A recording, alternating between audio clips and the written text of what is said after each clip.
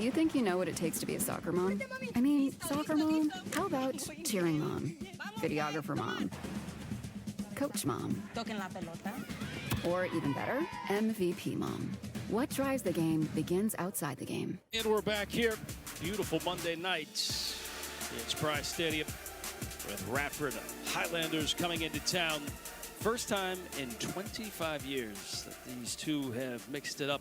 WakeForest in their gold tops and their black shorts. There's Kennedy who gets to start. Cooper Flax in that center circle. We are underway as WakeForest, their last meeting was against a Big South foe. Gardner-Webb lost on the road. Deacons ready to go back at it. They definitely feel that that record does not reflect their talent, and I think we can agree with that, Kyle.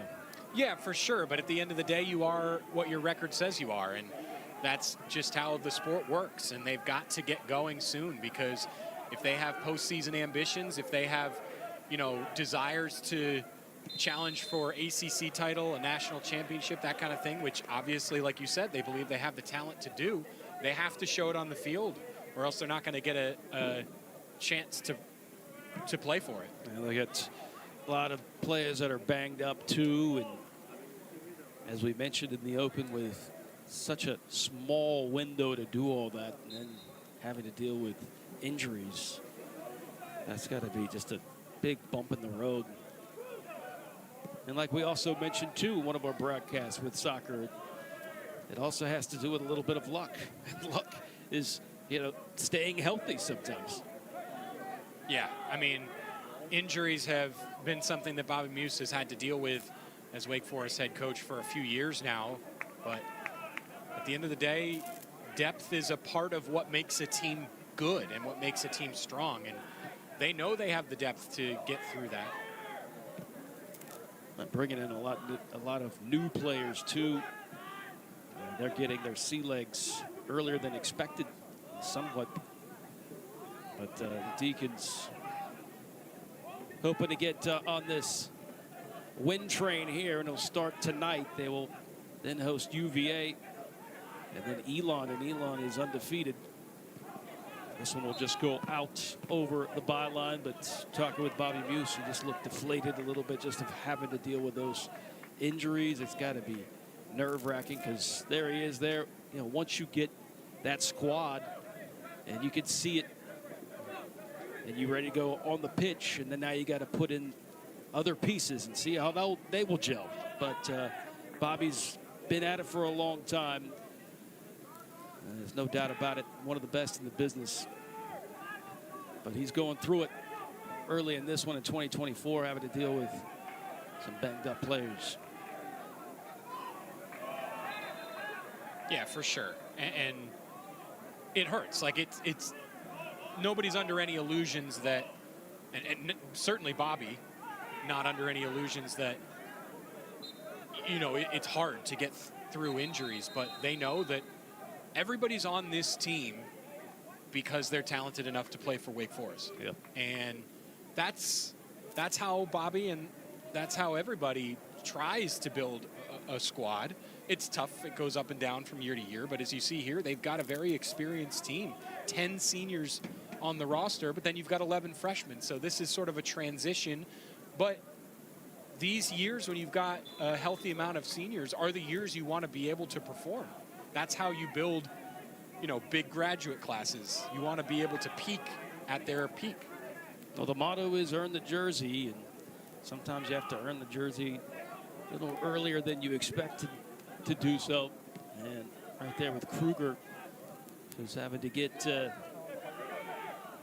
used to college soccer as a freshman with the injuries on the back line. WakeForest has had to move Travis Smith Jr. over to the left on the outside back position because Escribano is banged up.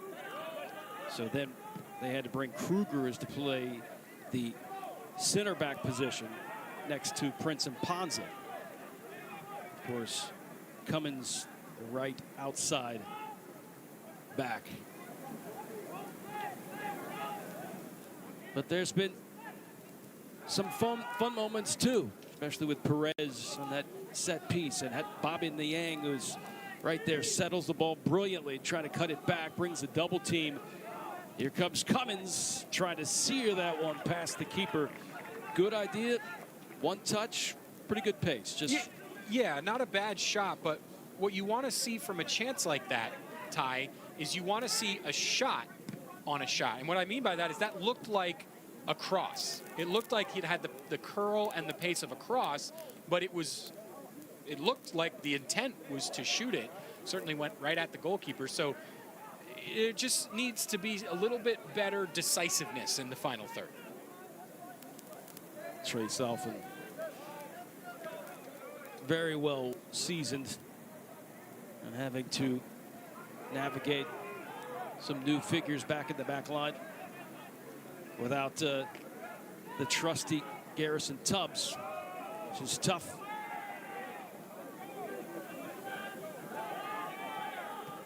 As Perez slides it over to Kruger. And Cummins. Good probing pass for Kennedy. Kennedy was just a little bit heavy on that touch, but WakeForest still with possession.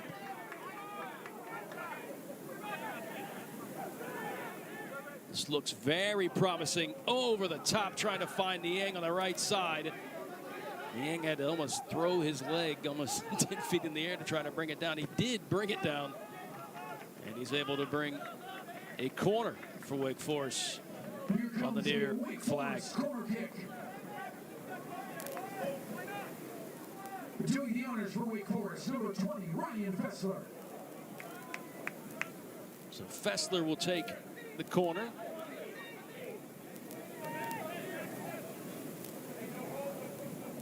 The Deeks open to get on the board early. Maybe use this as therapy to get off the schneid, right?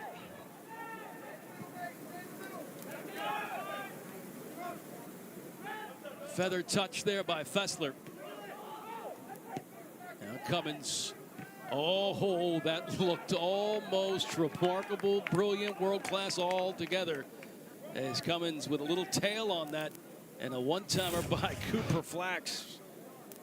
Yeah, if he got this anywhere near the net, it would have been incredible. That's a really high degree of difficulty opportunity. But if you're WakeForest, all the possession that they hold, especially against teams that are happy to concede it, the pressure and overwhelming nature of the possession hasn't been there. Right. They've not put teams under real pressure for long stretches of time so far this season. The possession can be static. It can be a little bit, I don't want to say lackadaisical, because that's not the case, but it's just, there's a lot of it without much end product. So if they're looking to strike fear into an opponent with, 10, 15 minutes of overwhelming pressure, they haven't done that yet.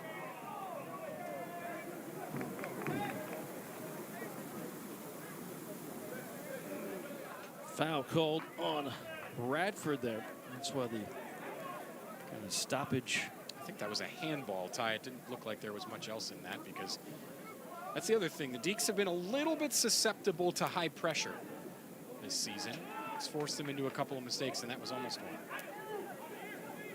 Oh, nice turn. Jeffrey White showing how dangerous he could be, and then Kruger putting in that body.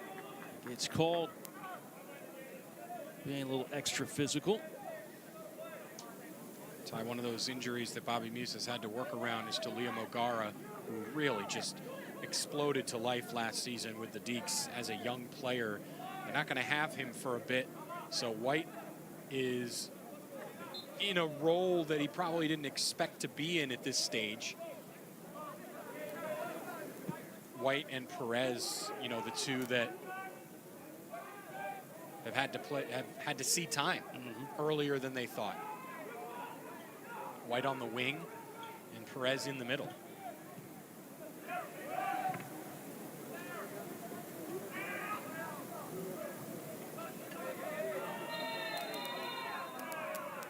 that's the last thing you want to see if you're a Wake Forest supporter. With now Jeffrey White going down. Hopefully he'll be okay, but Radford playing physical here early on. it's college soccer in general is just a physical game. Yep. But this is how they play. They've lined up in this flat system that relies on one or two key players, and the physicality is a big part of their game.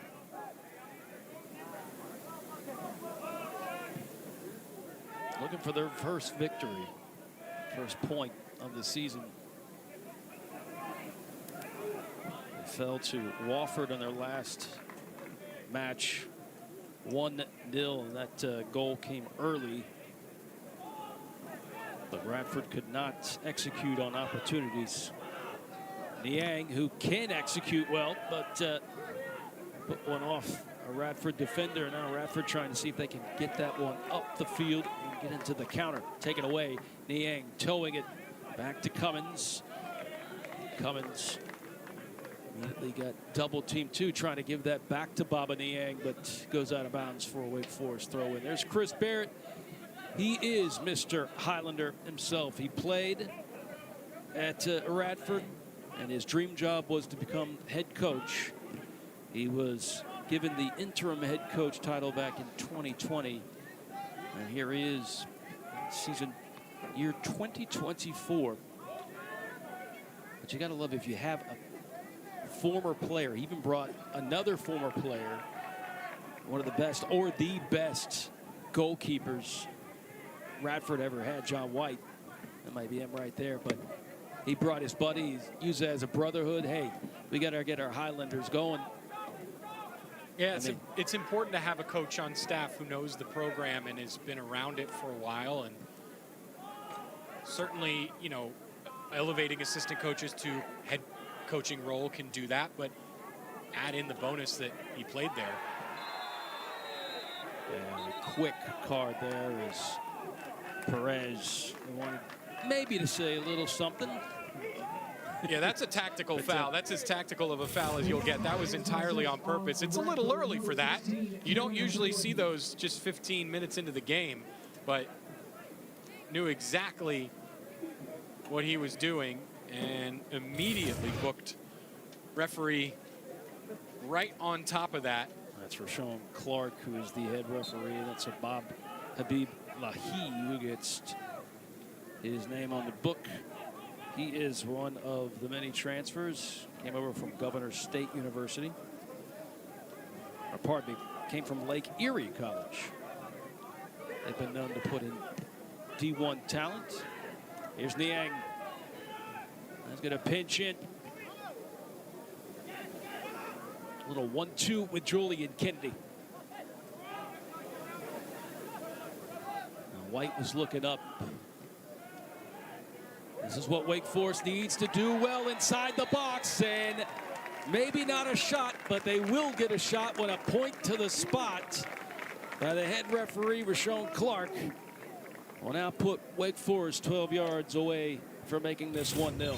Yeah, that was as obvious of a penalty as you could see, and they're going to a review of this for some reason, maybe to see if there was a touch on the ball, but that is a blatant penalty. Mason McClendon with the tackle. That is two times in about 2 minutes that Baba Niang has forced a tackle from behind. There might be a slight touch on the ball first, which could see Mason McClendon get away with this. But I think that would be lucky. For a minute there, I thought he had rolled Mitchell back.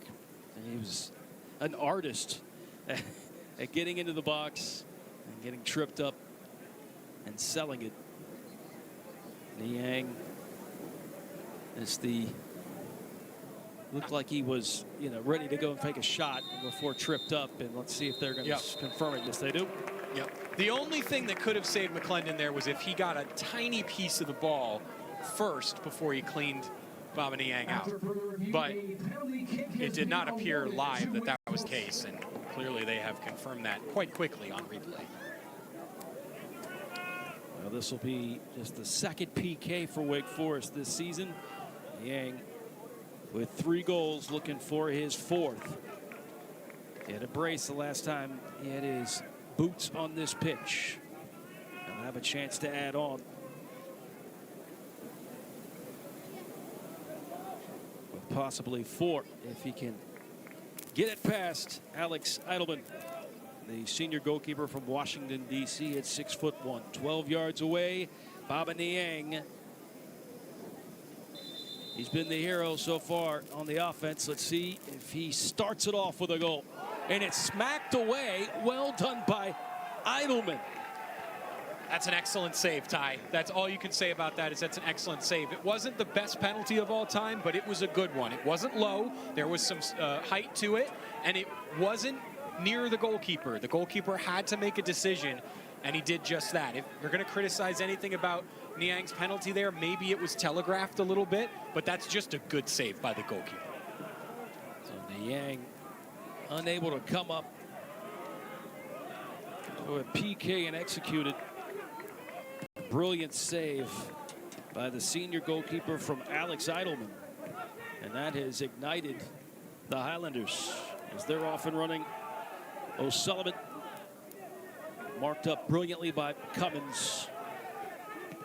Here's Blasdale, who goes up high on the ladder. And Fessler trying to settle it. Couldn't quite do it. Look at this Great penalty. He's got height on it. It's a little central, and that makes it tough. But really well done by the goalkeeper because he looked like he committed in one direction and then comes back to see where Niang is going to put it. Eydelman, just a really, really good reflex save. Well, this is his 3rd start. They've done well with him in the net.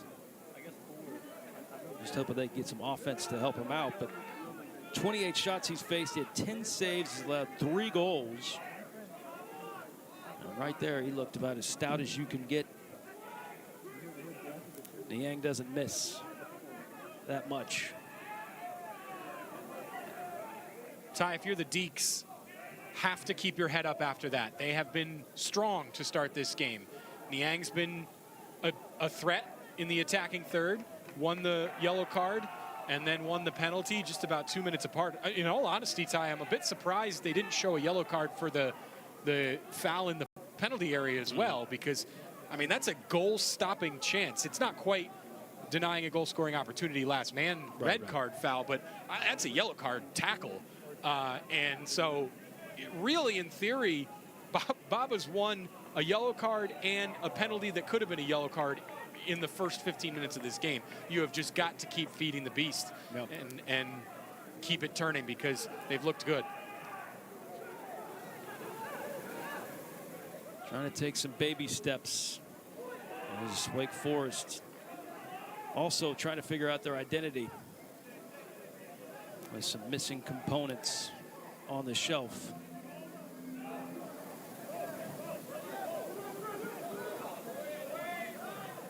Radford's got to be careful with how high they press. This Wake Forest team, if they break the press, then they are off to the races.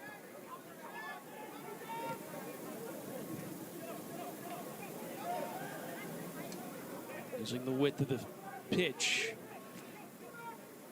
is Kennedy. And Travis Smith Jr. seeping into the attack. Here is Fessler. Shuttles it over to Cummins.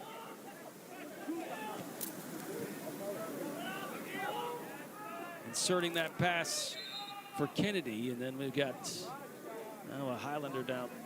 Surprised they didn't play advantage there. Radford with the ball, moving up the pitch. Heavy touch is a kill possession, Ty. It's, you know, they're looking to play Kennedy with his back to goal. And a heavy touch just loses the ball here. And that's a painful one. There's no real intention there, but ouch. That was De Bruin. It was muscled up with Kennedy.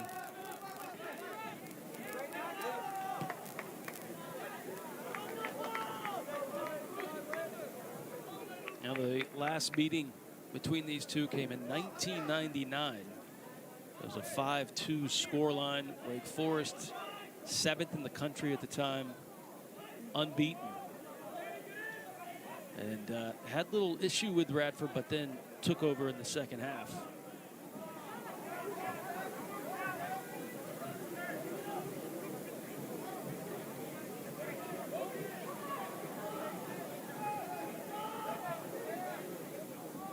And Ponza steps up. This will spit out to Travis Smith Jr., who usually plays in that center back position, but has moved out to the outside back position. It's Cummins trying to work with Niang. Fessler will enjoy that space that they've allotted him. 4 shots and a missed PK. That has us at 0-0 still.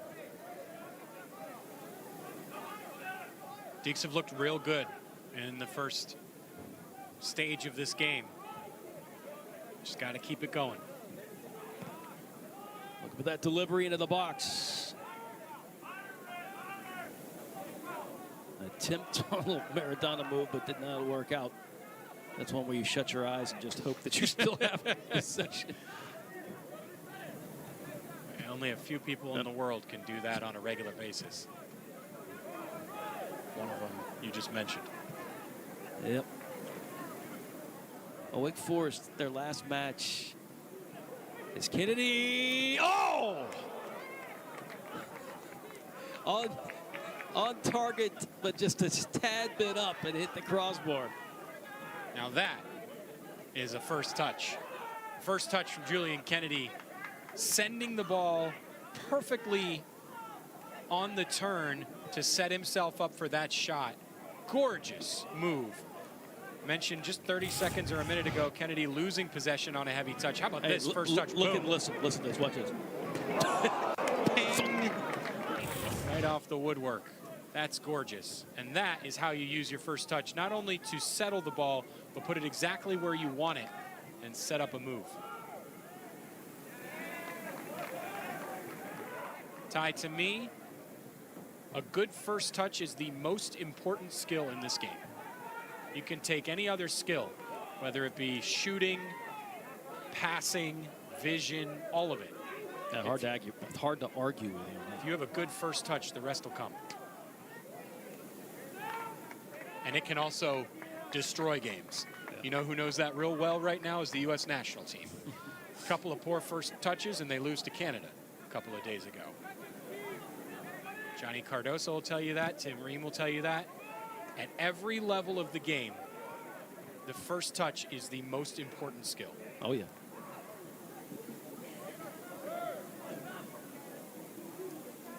And you know who has a real good first touch, Ty, is Cooper Flax. Yes, he does. It's one of the first things I was teaching my 8-year-old. First touch, settle. Look, Cooper's got his arms wide open. He's got tons of space in this Radford midfield. And they have not been able to really find him quite yet. And this is what Wake Forest did a lot against Gardner-Webb. They had 75% possession and pretty much just had their way all the way up to that final third and just couldn't find a way to threaten or give the goalie some kind of a challenge. So you have 75% possession and then how many passes they connected, you'd say you won that one running away. And indeed, it was the opposite. It's not about how many, it's what you do with them. That's always been the case in this game. There's Flax is finding tons of space in this midfield.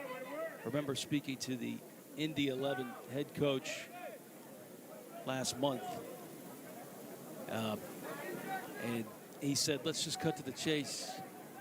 This game is real simple. It's just about scoring goals. And we can go through all the analytics. Sounds easy when you say it that way. Yeah. But You can't get, have a resume and say, well, we look at our XG and look at our possession. Is Kennedy seeing if he could find it into the back of the net. Great stop by Alex Eydelman. Yeah, Julian Kennedy, the latest one who just can't find a way past Eydelman. Excellent turn. Good shot. Just keep it going. And Ponza going after one of our camera guys at the Crow Nest. Take another look at that shot from Kennedy. Cooper Flax just makes everything happen. And then a left-footed blast. A little too central again, but from that tight angle, not much of a window. Good stop. Shots at 6-0 favor of Demon Deacons. Seth Clark is in. Florian Senst is out. Clark from Harrisburg, Pennsylvania.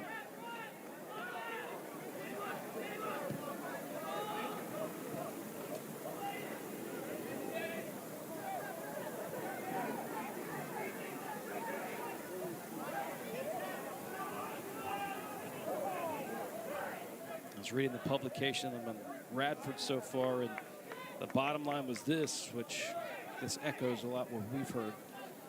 It's Radford's inability to capitalize on scoring opportunities coupled with strong starts from their opponent, and it possesses a critical area where they need to improve. The Big South, where Gardner Webb is, and the High Point. Radford picked to finish last. Of course, they've got that chip on their shoulder. It's a tough conference, too. Last year, don't forget, Radford did upset Virginia Tech. So, but yes, Big South is seeming to stack up with talented teams now.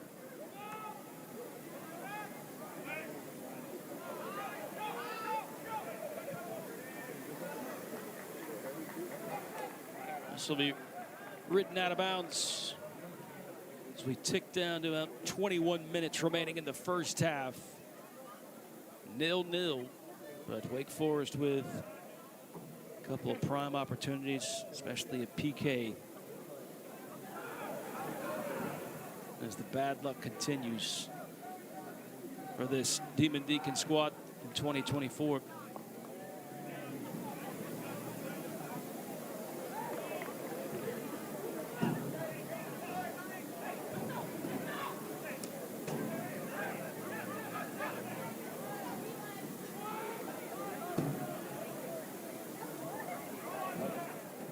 Fight put on by Travis Smith Jr. up against two Highlanders there.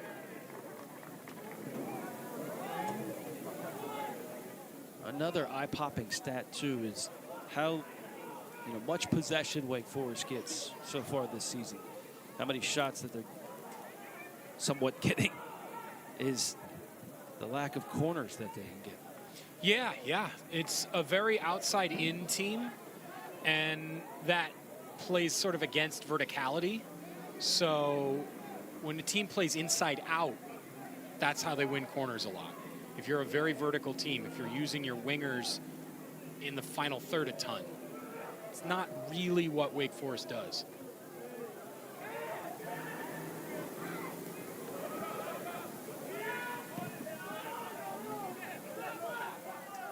Cut out, well done.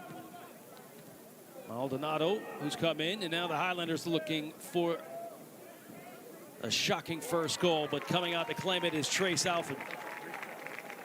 Sliding with authority.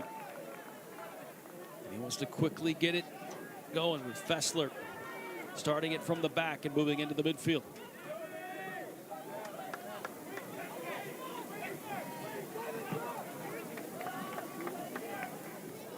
Perez hanging out, trying to get into that pocket as Wake Forest with a switch, and they'll recycle, start from that back left.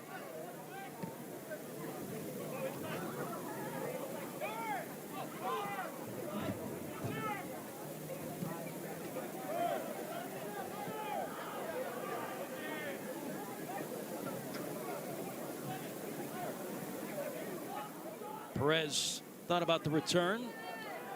Lays the smart ball back, and now Wake Forest will once again get Trace Alphen to reset it.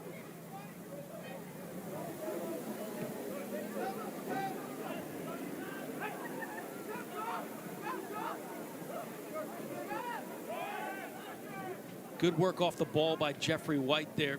Hoping to link up with Flax and get returned, but Flax was immediately swallowed up.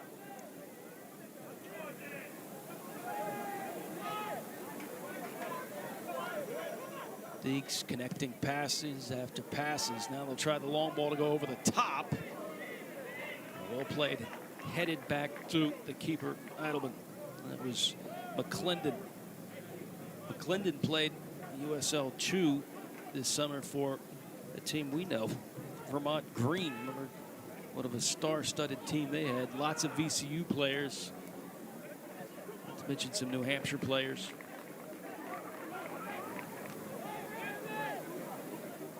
Perez. Under 17.5 to go. Deeks starting to build again.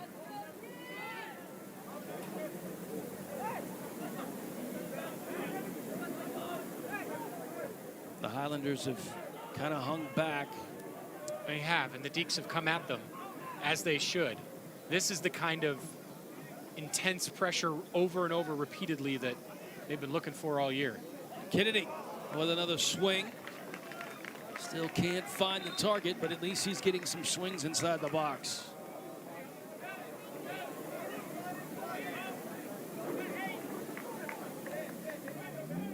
Roop will come in. Evan Roop, sophomore from Radford, Virginia. He was actually coached by Chris Barrett, or his travel team at age 10 years old. How about that? Something else. Wake Forest also with Bilal coming in, freshman. Borso coming in, Flax going out. Riley Usher has entered for the first time for Radford.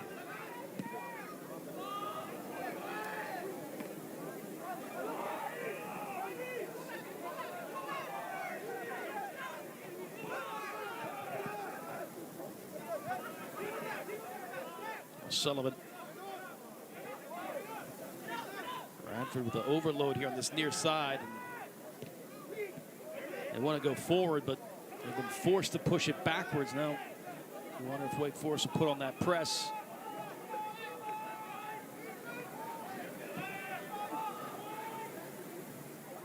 Oh, Prince. Silky first touch to pull it down and play it right back to Trace Alphen. Surprised by that no call. Referee says play on, and now the Highlanders hoping to go for a long distance shot by Aiden Sullivan, but no contest for Trace Alphen. Yeah, that's all that Radford's really had in this game so far, is to take an effort or two like that. And that's what overwhelming possession does for the Deeks.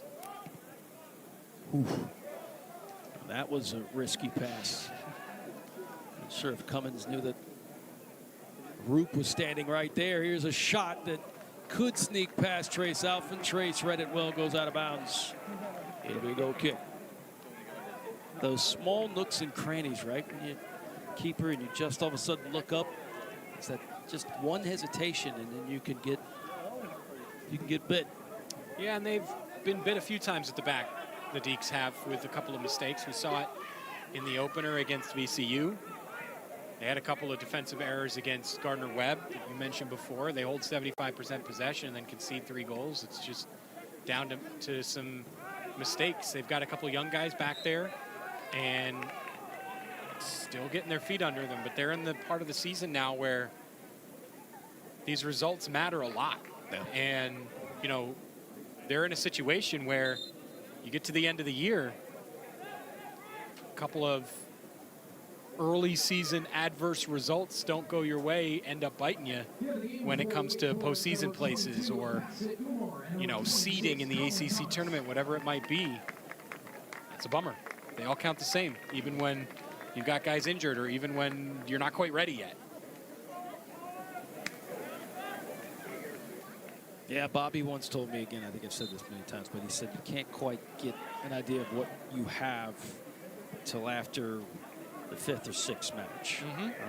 But I think he would challenge that because he's had to deal with different pieces, because pieces have been on the shelf. So he probably will never really find out what he has. Colin Thomas is one of those pieces that can create a lot of things. Bilal, right foot blocked. Thomas was doing the right thing with that overlapping run. But Bilal had shooter face, just wanted to put one on frame. Did draw the double team.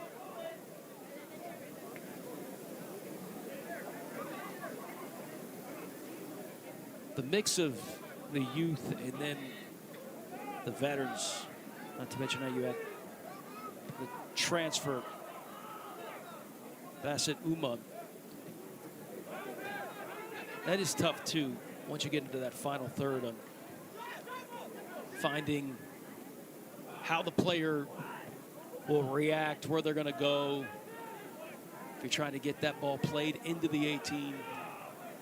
And a lot of it is, I wouldn't say ball watching, but you're kind of, you know, scanning, looking at your teammates to say, figuring out what their normal runs are. And you kind of get lost in that after a while, and it's probably why you're not seeing the goals come in. Yeah, chemistry is a big part of this game, and at this level, when you're chopping and changing players every year, it can be tough. That's why national team soccer is not always the best looking, because those guys don't have a lot of time to play with each other. You know, Absolutely. You get guys in from their clubs a couple weeks a year. You don't have a lot of time to build chemistry and drill a system and all that kind of stuff that you get at the club level with weeks and weeks and months of time. Yeah, I think we've witnessed that in Copa America and the Euros a little bit. You'd see teams that still try to figure themselves out. And then you had some teams that just clicked, like Spain. And also, you know, that's what makes a good head coach or a good manager. You look at the national team level, you don't try to do too much when you have a situation like that. I always point to Colin Thomas escapes, diagonal pass. Bilal was there, ushering it back to Bassett Umar. WakeForest will once again try to set up another attack, another wave. I always look to Didier Deschamps at the 2018 World Cup when France won. The amount of criticism that he got for basically ugly soccer. They had so many talented players on that France team, and they kept winning 1-0. Yeah. And it's like, yeah, this is national team soccer. This is how it is, and Deschamps knew it. It's a deserved yellow there. That is. That was the same. Let's see this. It's a tactical foul, trying to stop a counterattack. Knew what he was doing there. But that was the same kind of criticism that France got in the Euros this year. You've got all that talent, you're not scoring goals. Right. And you got Mbappe and a star-studded roster. And there's more to it than just that. Right. But they have a coach in Didier Deschamps who understands that, hey, we can't play like we want to score 4 or 5 goals because we're just not, we don't train together all the time. You know, we don't get the weeks to drill a system like that. So that's how it is. And you translate that to the college game here, and you've got players that are new every year. Now with the transfer portal, it's even more so. Oh, nice ball, though. And a better job by Trace Alpha to come off his line and snatch it out of the air. But I'll tell you, if I am Chris Barrett, I like what I saw there on that set piece. Kind of float that in the air close to that 6th and then collapse on it. The goal is to, if you're not going to shoot from a free kick, The goal is to make the goalkeeper have to make a decision whether he wants to come out or not, and make that decision hard. You don't want to send it right at him, because then it's easy. He's just going to come out and catch it. And you don't want to get it too far away from the goalkeeper, because then your shooting chance is tough. You want to make the goalkeeper have to make an awkward decision. Do I come out? It's a little far for that. But if I stay home, I put myself at risk of, you know, having no chance.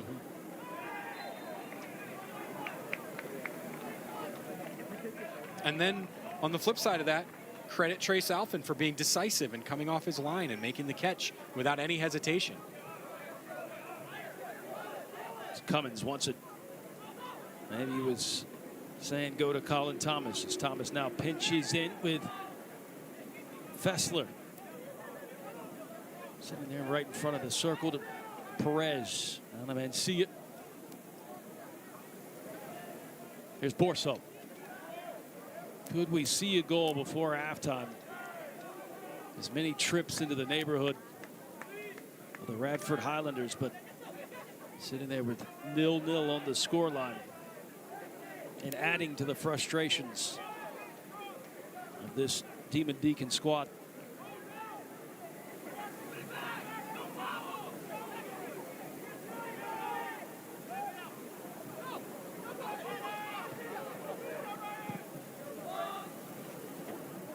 And to get it away quickly. It goes out of bounds as Deacon's kind of hovering there, intimidating the back line of Radford.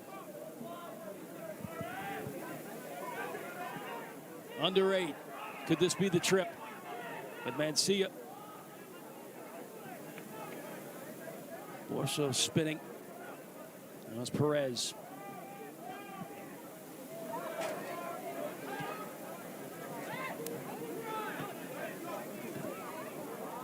That 1-2 touch on that diagonal pass. Supposed to have a little bit less spice on it, but you can see the idea on a triangle pass with Bilal coming in, holding it up, and then have Colin Thomas spit out on the outside. A couple times since Colin Thomas has come on, they've tried to dump the ball down there in the far right corner and just let him chase it, but it's been a little bit too overcooked. They're trying to get him on the ball on the run, but just haven't been able to make it connect. And that's the chemistry we've been talking about.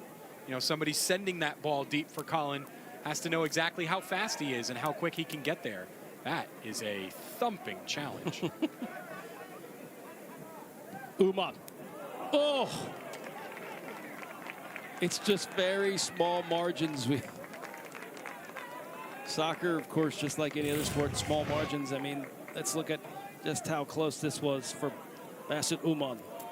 Just past that far post. That's the old beat the goalkeeper, beat the post. Definitely took some of the hairs off of that post.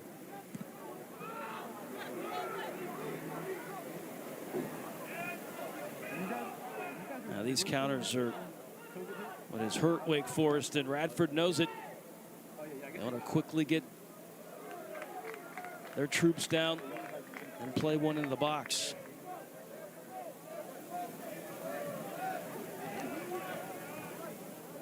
Wake Forest with only 2 corners in the first half. Radford with none, but you look at the unbalanced on the shot chart. Once again, there's Borso with a right. It was deflected, and Mancia was trying to clip that one up close to the 6 for someone to run on. Right after I say 2 corners, here's the third one.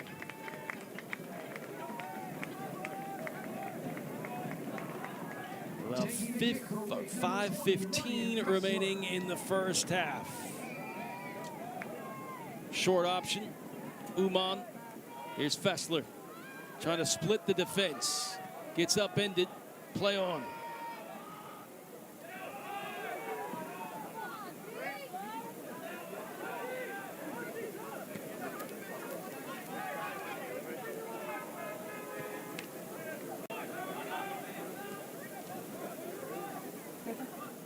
So they'll try it again.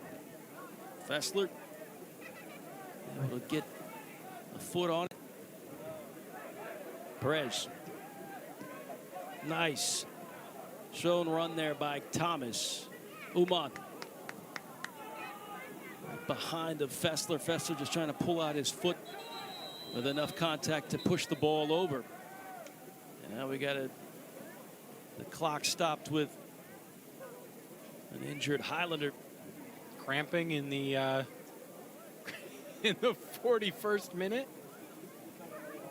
Well, Sean Clark, the head referee, immediately blew the whistle. Probably one of the most energetic and speedy referees in college soccer. Not often you see this. Deacons, though, still sitting with 12 shots. 12 shots, Kyle, 3 on for him. Yeah, it's been another, I don't want to call it wasteful day in front of net, because they've had some real chances. You look at, that where the numbers don't always tell the story. That shot that hit the crossbar, technically not on target. So they've had chances and they've done really well with them. It's just been tough to get past the goalkeeper, and had some bad luck too. Just have to keep going. 6 goals and 70 attempts. That shot percentage is way lower than a usual Wake Forest unit. But shots per game, that's about right. 17.5, 18, you get right there. That's a number, if you're Coach Muse, you like. Talk about injuries, too. This might be an area for the Deeks to attack. See, Mustafa Kamara was the one that went down with those cramps. He's already in defensive midfield to replace a player that we thought was going to start, in Jan Maldonado, who's been their regular starter at the defensive midfield position. So when he comes out with what appears to be cramps, it seems like they've got a third-string player in. Look at all the red jerseys. Could they find a way to get it in? And at least an attempted shot. Kyle, you're saying that it's last touched by the fingertips of Eydelman. And you're right, Borso. Take a look at this. Once again, so packed. Bilal. Yeah, it took a deflection actually on its way through. Hitting the post again. Brutal. Let's see what they can do here on this corner. This is driven. Punched away, but still in the attacking third for Wake Forest, as Radford trying to move it up. Here's Borso. Left foot swinging across, seeing if they could make that switch, but not enough to get to Uma. Clock ticking that out. It's almost 3 minutes remaining in the first half. Nothing to show. 13 shots. Possession lines share, of course, for Wake Forest. Fessler hoping for a handball. Not going to get it. This will trickle back as Travis Smith Jr. playing Ponza on the left channel again. Mancia lofting it. Belil. I don't know if Belil touched it with the back of his head, but whatever it happened, it went in the back of the net, and Wake Forest will take it. A beautiful floated ball by Mancia, and Belil, maybe with the back of his head, flicked it in past the keeper. And the Deacons finally get one in. His first goal of the season for the freshman here in the 43rd minute. What a unlikely duo for the Wake Forest Demon Deacons to go up 1-0 here at home. Mancia coming in off the bench, and then the freshman Ryan Bilal, he claimed it, so you imagine, yep, he gets a slight deflection to that.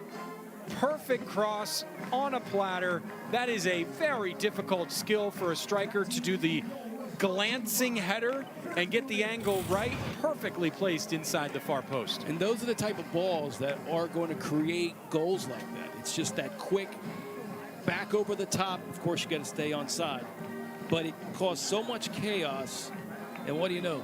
Mancia just floating it up for Belil, and just a slight touch with the head is enough to finally get on the scoreboard. It's 1-0 Wake Forest. The freshman from Baltimore, Maryland, gets his first goal as a Demon Deacon. On the 14th shot, ironically, that's the number he wears. Belil once more. Oh, that is a mishit.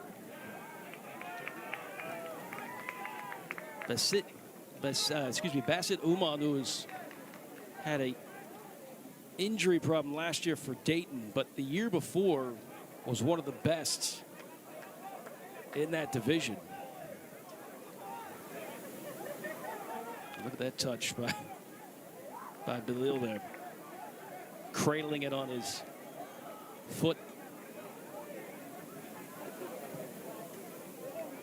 90 seconds left in this first half. Wake Forest has finally broken through with a goal.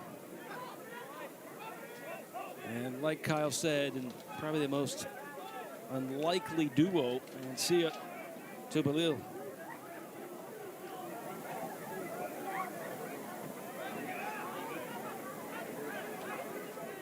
Seven goals now for Wake Forest in 2024. 1 minute remaining in the first half. After copious amounts of shots galore. Uman, very clever and comfortable with the ball. Was hoping to turn, but did the right decision in playing it back. Now 40 seconds remaining in the first half. The score 1-0. The Deacons probably never had planned on a matchup with Radford where they just need to get in the win column, and here they are, but they've got the 1-0 lead. Cummins once more, left foot blocked as Borso trying to buy enough time. Mancia. Fessler, 17 seconds. Fessler trying to create, going back and forth and scanning. Just 10 seconds now. They're going to have to get it inside the box. Clipped over again. Who's coming onto it? Oh, Colin Thomas. He made the right run, but it unlucky touch, maybe off the shin. But how close was it to be 2-0? How many times have you seen that? That's two floated passes by Mancia that's worked well. Yeah, it's the creation for this team has been excellent that entire 45 minutes. They made a number of good chances happen, and it wasn't like they wasted them. They just had to keep going, and they finally got the moment. Ryan Bilal with the goal off the glancing header. Could have had another one there, but I think Thomas may have just slipped a bit, but a very, very high-quality first half. What an assist by Nicky Mancia. Deacons lead 1-0. We got more coming up at halftime. Appreciate it so much. Thank you so much. Doors are new beginnings. Your dedicated Fidelity advisor can help you open those doors. For you, Mama. Through personalized money management that can evolve with new chapters. And they can proactively view your entire portfolio with an eye on taxes and the impact of risk. So you can enjoy moments together. Because doors were meant to be opened. I was so excited when I heard this sandwich was back. I was like, Cloud 9. 2 words, Cloud 9. What's up? This is Mike. And this is Celia. And a little thing we love about the Chick-fil-A Honey Pepper Pimento Chicken Sandwich Is the symphony of flavors. You can always count on that crispy, tender, juicy chicken, and it's got pickled jalapenos, and it's so good. My favorite part is the pimento cheese. Topped off with the honey, it all comes together perfectly. I like the original. I like the spicy chicken fillet, but either way, You're getting a winner. Real customers paid for their testimonials. We welcome you back here to beautiful Surprise Stadium. Monday Night Football, Monday Night Soccer, if you will. Big South in the ACC going at it. Glad you guys could be here. Lots to talk about, especially in the ACC. Had some big-time results this past weekend. Here they are. Duke with a victory over Virginia, 1-0. That's a big victory, we think. I mean, it always is big when it's ACC, but like we said, Kyle, these teams trying to find their footing. Yeah, and find their identity too, I think is something that, you know, these ACC teams have to figure out. It's still early. Yes, we're getting conference play started, but, you know, a team like Clemson falls in a top 5 matchup to Stanford by 1 goal. That's not going to ruin your season. So both those teams going at it. What a result that is for Stanford, though, in their first year in the league. Pitt with a ranked win over SMU. That's another new ACC team. And then Boston College and Syracuse. That's really, you could argue, a good result for both sides. Right. Maybe Syracuse would have liked to have won that game, but still, you'll take a point in any of these ACC games. Got to find your footing fast. 72 days, 17 matches for the regular season. That is very, very tough. We got our top 5 goals of the week. And here they are, number 5. It's Notre Dame. It's Nolan Spicer to Bryce Bonlow. Right at the byline. Look at the dummy, though. That is what makes it. And so does Bryce Bonlow to make the Notre Dame Fighting Irish get the victory over Louisville. Here's NC State with Enrique Santos. Put it on the deck and watch it roll in. Well done, even a little bit off balance, still had enough pace. And got to celebrate on that one. NC State with a big victory over Cal. We go to number 3. This is Boston College and Syracuse with Guarino finding Michael Asare to find the equalizer 1-1. That's how it finished up. But a big result, and as you said, Kyle, for both teams. Both get the points. No goals after that one. This is in the 22nd minute. Now we go to number 2, and here's Louisville, Ethan Subachan. There's just no doubt about that. I don't even see how that keeper could flinch. I mean, that was a bullet, a rocket, all the above. Surprised there was not a hole in the back of that net. But Louisville does fall to Notre Dame. Number 1, this is great. Watch this, Kyle. Liam Bennett sets this up. Nice bend to it.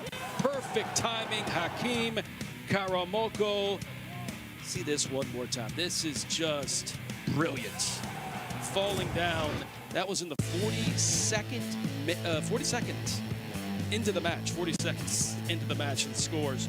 NC State gets the victory over Cal 2-1. Big Friday ACC matchups. A big one with Wake Forest, of course, and UVA. That's always a rivalry. What do you see, Kyle? Yeah, rivalry with Duke and Carolina, too. Those teams are always going at it, regardless of where they are in the standings. A big one between 2 new boys in the ACC, SMU and Cal. That should be interesting to see where they stack up. And then Clemson goes for a bounce back. So a lot going on here, and that is the case every weekend. Fun Friday. Make sure you tune in. We got more coming up. If I was to describe this sandwich in one word, I would say magical. Hi, this is Jamor, and the little thing that I love about the Chick-fil-A honey pepper pimento chicken sandwich is that extra oomph. I go back and forth from the spicy filet to the original filet. Personally, I get into the sweetness of the honey. That's what hits first. Then you have the extra kick from the spicy filet, and then you also have the spice of the jalapeno peppers. The combination alone takes it over the top. It's award-winning in my mind. Real customer paid for their testimonial. For me, home has all of my favorite things. And my school, Abeka Homeschool. With Abeka, we learn, practice, and review. Mom calls it the Abeka way, and it really helps us remember what we've learned. Dad loves that Abeka gives us time for what matters most, being with family. So I can't help but wonder, why isn't every kid an Abeka kid?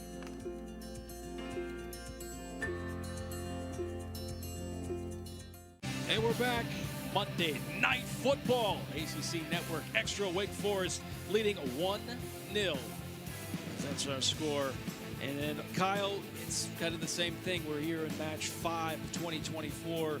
Wake Forest, 15 shots. Shots galore. 4 on frame. But one big important one is there's a shot in the back of the net that makes it 1-0. Got to crawl before you walk. Yeah, absolutely. And if you don't succeed, try again. Wake Forest played exceptionally well the entire first half. They created a ton of really high-quality chances, and it wasn't like they were wasting them in front of net. It was almost there. It just didn't quite work out each time. And so you just have to keep going. Use that confidence, knowing that you're creating a lot of chances and that you are performing as the better team, to just keep going and keep going. As you'll see, they were dominant the entire entire first half, created a ton of really high-quality chances. It started right off the jump as Baba Niang wins the penalty, goes down. Surprised there wasn't a yellow card for that, but then the penalty's saved. It wasn't a bad one, had some height, went right down the middle. Excellent adjustment from the goalkeeper. I mean, that's just really, really good goalkeeping to see the direction he's going, and it just kept happening.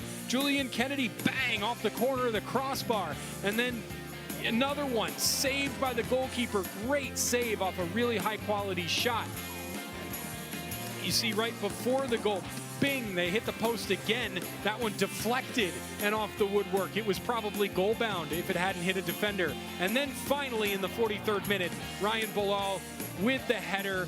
Really high quality glancing header. That is a difficult skill when you're back to the goal. You're not even looking at the net, and he glances it off the dome and into the back of the net for the goal. So as you see here, Ty, 15-2 on the shots. They totally dominated, and it didn't feel like they were wasteful. Sometimes you get on 15 shots and you go, what are they doing? How did they not score? This time it just felt like it was coming the whole time. It did. It only won the show, but I think there's more to come in the second 45. Our score at the end of the first 45, 1-0, Wake Forest on top of Radford. We'll be right back. For me, home has all of my favorite things. And my school, Abeka Homeschool. With Abeka, we learn, practice, and review. Mom calls it the Abeka way, and it really helps us remember what we've learned. Dad loves that Abeka gives us time for what matters most, being with family. So I can't help but wonder, why isn't every kid an Abeka kid?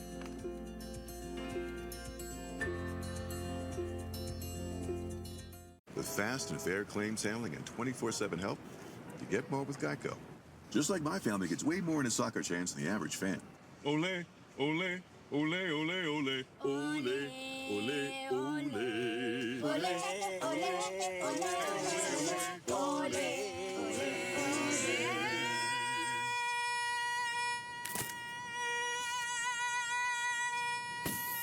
However you fan, get more with Geico. 1-0 is the score. First 45, that's in the books. Second 45 coming up as Wake Forest trying to get in the win column. They haven't been in the win column since last time they were here on this pitch. Radford trying to find their first win of the season. This is what they have up on the slate. Queens. Then they got a big one at Gardner-Webb and at James Madison at High Point. Those three are huge, and they got to play them on the road.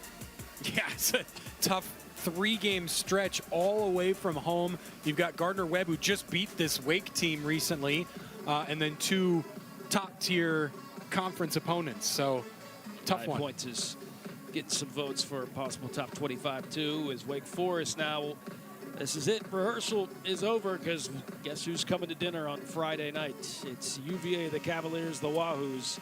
Always a fun day when the Demon Deacons and the Wahoos get together. Yeah, that is going to be a prime matchup for sure. These two teams, they know each other well, and they've played some really close, tight games. And then look at that, 2 games on the road against ranked opponents. You've got the defending national champions, and you've got a team that won a title 3 years ago now. Right. So, goodness. The ACC is fun, isn't it? Oh. Fun depending on who you ask. That's right. Look at that schedule. You're really scratching your head, especially with some banged up players. But, you know, confidence is scary. You get in the win column and you start getting some momentum. You never know. 5th match of 2024. The Deacons have the lead, and they hope to add on to it. Also hope to give Trace Alphen a clean sheet.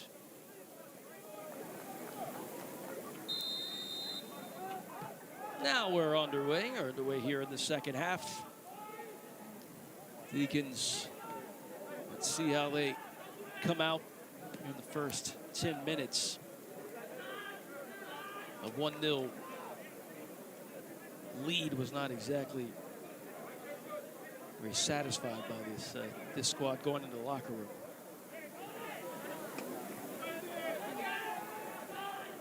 Garcia gets the start in the second half, rightfully so. He played very well. The kid has stayed and waited his time.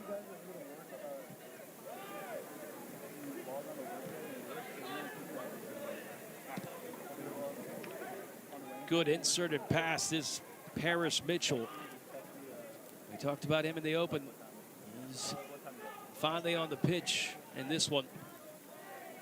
2 big assists to Baba Niang against Central Arkansas. Then he tied it up against UCF.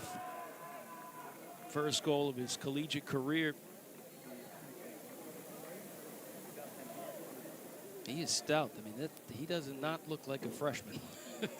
But the freshmen on this class does not look very freshman-like. Now Borso with Kruger and then Balal. I mean, they've definitely been hitting the weights. Yeah, and you know the way they play, some of them forced into time a little quicker than maybe Bobby Muse would have liked due to roster constraints, but you get them experience this early on and they show what they can do. That can only be a positive down the road.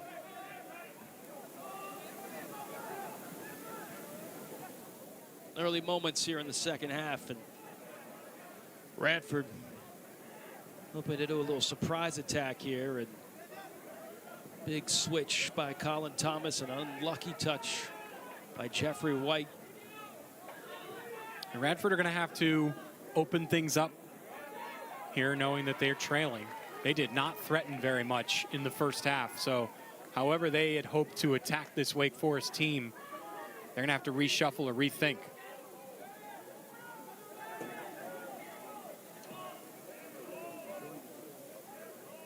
Paris Mitchell with those 2 assists and a goal. Looking to be that number 9 again. That role Mitchell played, wearing number 9. Here's Thomas. Oh, how'd that get through? A shot that is smacked away. That was Paris Mitchell who got on the end of it. It'll be another corner for Wake Forest, first of the second half. Paris Mitchell from Canada.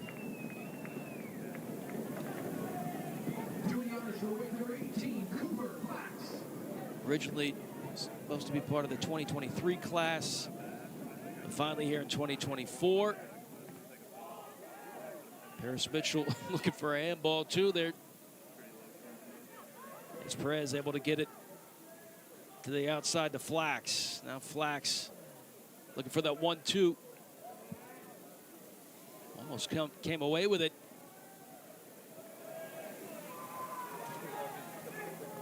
Just kind of sealing it off and allowing that ball to trickle out of bounds for a goal kick. Congested area there on that right channel.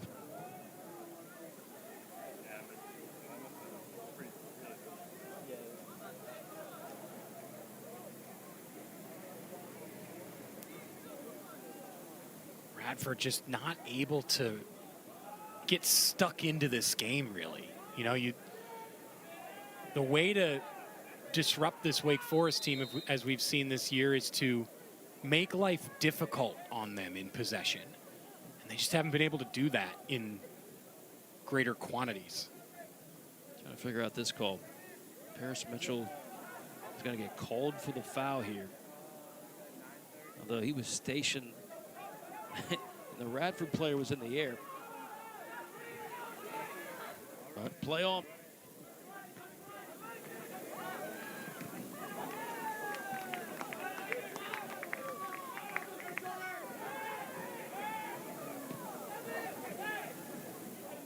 See the triangles working out here, moving it back to Mpanza.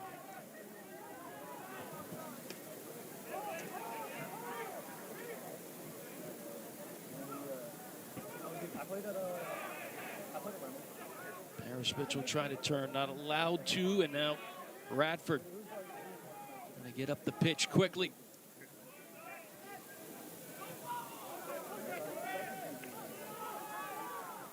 DeBrum towering back there in that back line. Perez claims it. Here is Paris Mitchell. And it looked like he shot that off the bottom of his cleats there. Yeah, that was not the shot that Wake Forest would have wanted from that position. Scuffed down low, no pace behind it. He had options. He had guys making vertical runs on both sides.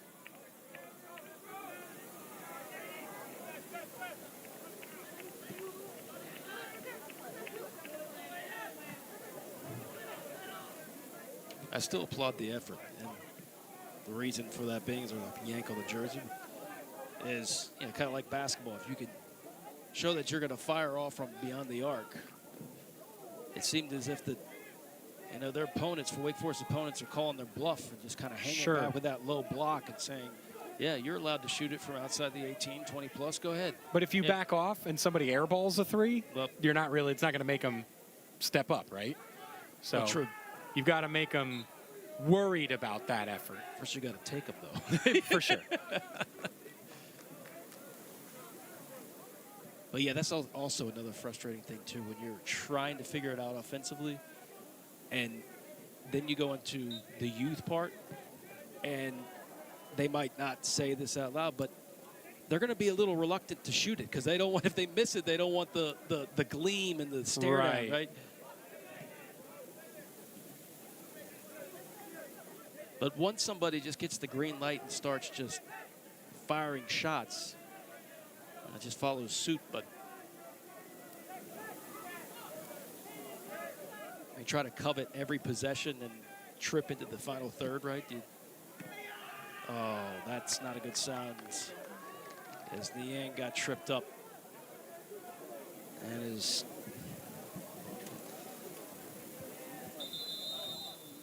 hopefully just a knock. Looks like he's all right. Trying to get the referee's attention more than anything else. And yeah, it's a dangerous tackle. There's no, harm done there. But I say this all the time because players like Baba Niang, who are fouled constantly because of the way they play, have to go down like that. Or else... You talking about Saka? Yeah. Well, okay. Yeah. Bukayo Saka's one. Yeah. Here's a shot that looks good. Oh, off the bar. Following up as De Bruyne volleying it away. Oh, Cooper Flax. That bar is still rattling. That was gorgeous. I think the goalkeeper got a touch to that. We'll have to see on replay, but I'm pretty sure there was a save. And Niang with a tight angle is trying to drill it on the floor. But yeah, going back to Niang. Let's take a look at this. Take a look at this shot from Cooper. What a right-footed rip.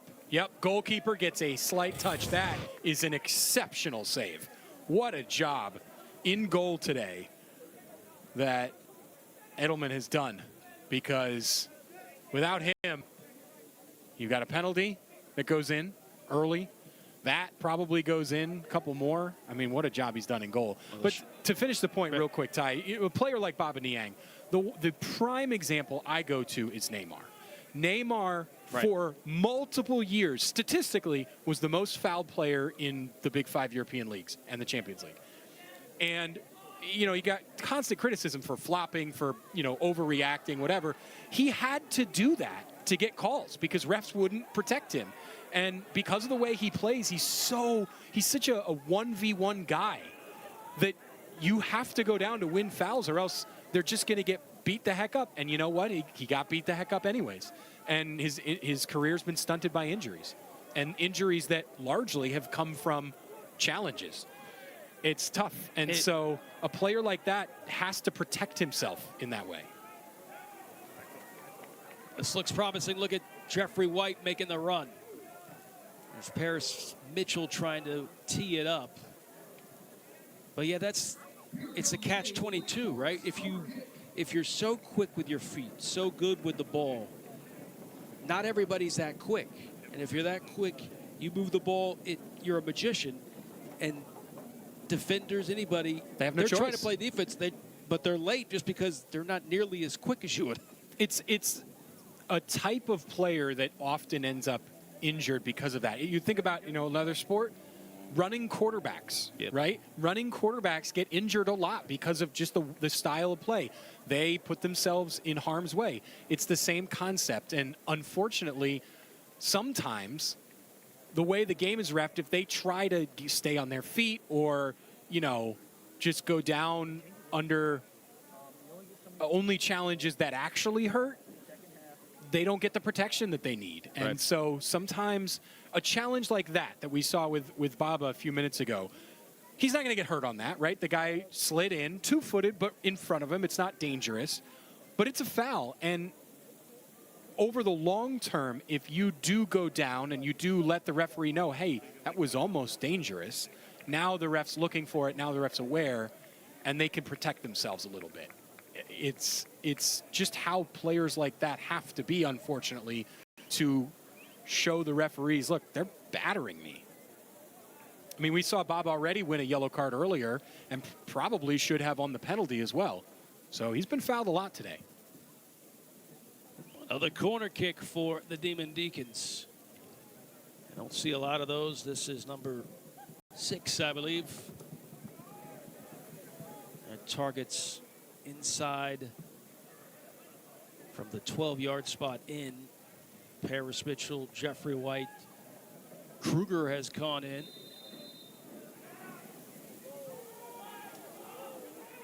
Perez, he's got distance, but not with traffic there. Slides it over to the right. Put up in the air for anybody to take, but of course, it's Eydelman that comes up and grabs it. That setup was really, really well done. It's just that final ball.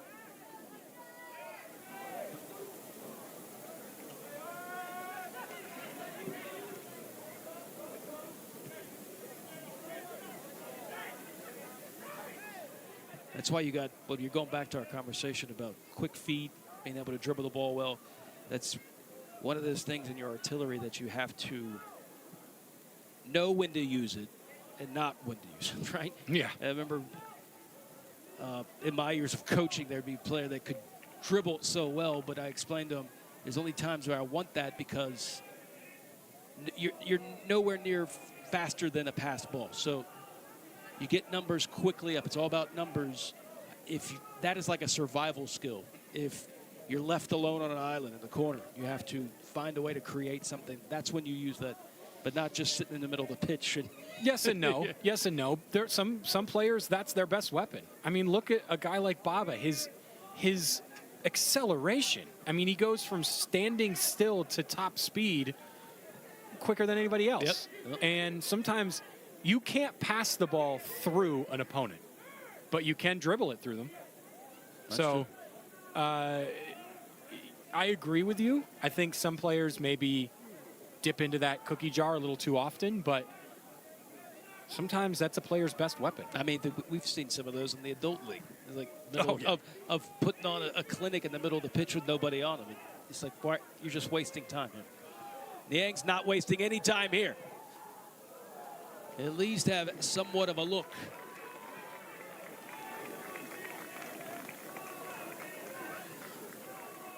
Niang putting his fingerprints all over this one, at least in the second half.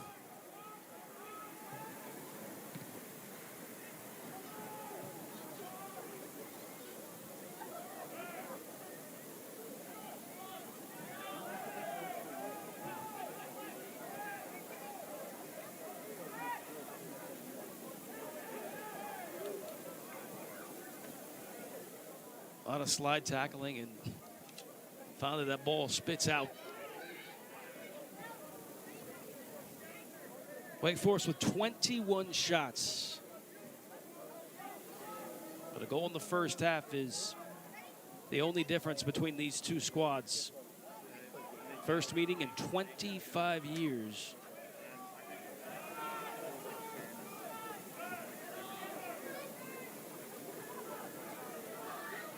The last meeting in 1999, Radford actually scored first. A real quick goal in the first half. Not the case here, but Radford, they still in this fight, down 1-0.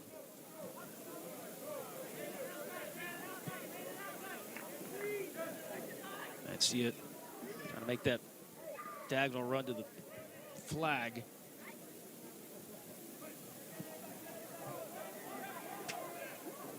Oh, working on the right channel. Here's Colin Thomas. Niang from Paris Mitchell, sliding it over to Mancia. Mancia, will he float this in for Paris Mitchell? He kept that one a little bit of over line drive. And Mancia will collect it and then shift it on the switch. Here's Niang. Oh. And there it is. It's just one hesitation. One hesitation. But that's where Baba Niang wanted to go. Eydelman, of course, standing on his head. I mean, 8 saves is insane. And 10 on the season. He's seen lots of shots, but I think they found their starter. They were going with another goalkeeper. They brought him in. He's only had 2 starts. This will be his 3rd. So I think they found it. Yeah, excellent job tonight by Eydelman. He's been fantastic. I mean, just look at the penalty that he saved. He was, goalkeepers guess quite often on penalties, right? Like, they do their homework, they study some, but at the end of the day, you've just got to make a guess and go. He started left, saw Baba's hip placement and body movement, and came back and made the save in the middle of the goal. That's incredible, not only athleticism, but vision to see where Niang was going to go with the shot. So he's been fantastic. His positioning is great. And he's the reason the Deeks only have 1 goal tonight. Him and the woodwork. Yeah. 14 starts and 14 appearances last season. I think he's established himself again as goalie number 1. Is Niang kind of running out of ideas. Hoping to sell a foul, but the official not amused at all.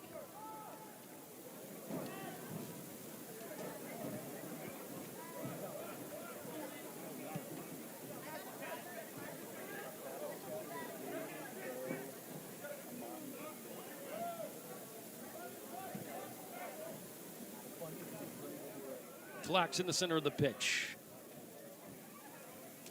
Mancia looking for some help too.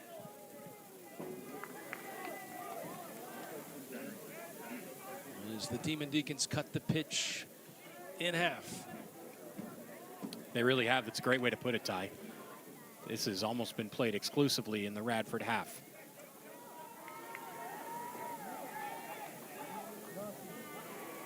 Still very congested.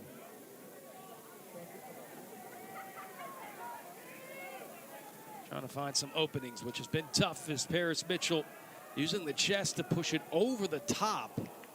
And it almost worked. It goes out of bounds for a goal kick. Colin Thomas was streaking down that right channel too.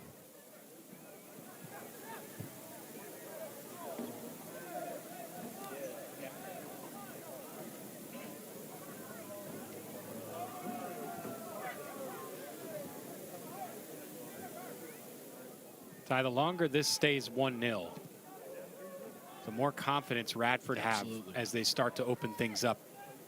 Second goal for the Deeks would be absolutely critical. And for Radford, they're going to start to maybe feel like the momentum is changing as the longer this stays 1-0. Able to string some passes together, and then they quickly get up the pitch. And if they could maybe get WakeForest when they have that high block, get them napping a little bit, have a foot brace. Gardner-Webb did that on Friday.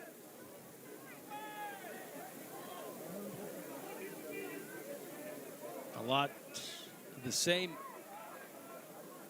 seeing here on the pitch for WakeForest is constantly with possession, connecting passes, getting down to that final third. Seeing if they can create something. Can Baba Niang? They want to quickly get this one maybe to the 12-yard mark. It will go out of bounds. It will be a corner. Smart play by Niang. That was the right call. He's had an excellent game, Ty. You know, the penalty maybe could have been better, but it wasn't bad. And he's just made chance after chance after chance happen. Yeah, chances created, definitely big on his side. That and the amount of fouls he's drawn.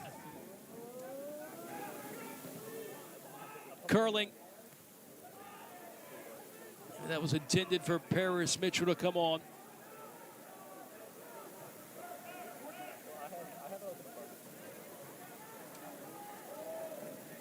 Good press by Thomas there.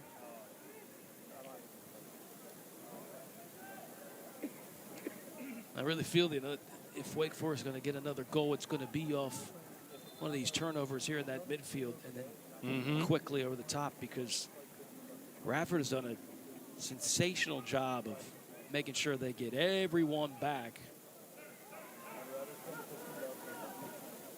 and close any passing lanes, any windows of a chance for a shot. And it's worked. Let's see if the Highlanders can do something on the attack, as Mancia gets himself out of trouble, but sends it up the pitch, and De Bruyne's there. De Bruyne, unlucky pass, almost snatched away by Paris Mitchell. And this is one of those dangerous balls. That can result in an equalizer. Wake Forest able to head it away and clear it. Another unlucky pass by De Bruyne. This is slid over to Niang. This will allow the numbers to get back. Here's Jeffrey White. They've got to get something going here with numbers in their favor, because see how quickly Radford retreats back. How about that? Player goes down holding his face and then just sees the ref doesn't call it and gets right back up. Come on, man. What are we doing? Now he's got to give it a few more looks just to... Very risky pass, but it works. Sometimes you have to be risky.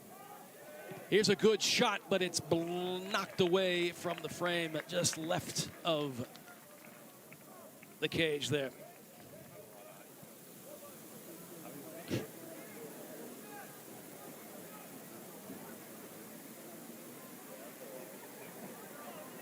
Don't worry, buddy. You're not bleeding. Double check on it. There's the shot tally. Yeah, it's a lot to a little. It's been evident the whole game that, you know, even in the final quarter of the match, Radford knows they need a goal. They know they have to get back in this game, but they just have not been able to open it up as much. And credit the Deeks, too, because they've done a great job maintaining possession. And tonight, I think more so than any other game so far, it's not just been possession. It's been possession with intent. And I think that's a big step for this team. Nico Rabiot coming in. Finally get a chance to see Rabiot. Here's the only goal of the contest, and it came from this brilliant floater. And Bilal just nicking it, redirecting it past the keeper. Really high-quality goal. From the cross to the finish, you love to see that from two substitutes, two players who haven't played a ton and are looking to get a little more playing time. And finally gets to see Nico Rabiot, who, when he was recruited, he was one of the top forwards in the country.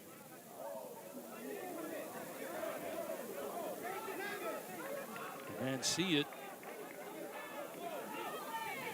Oh, lost the ball there. Gives it right back to Radford. Now Radford threatening with McClendon.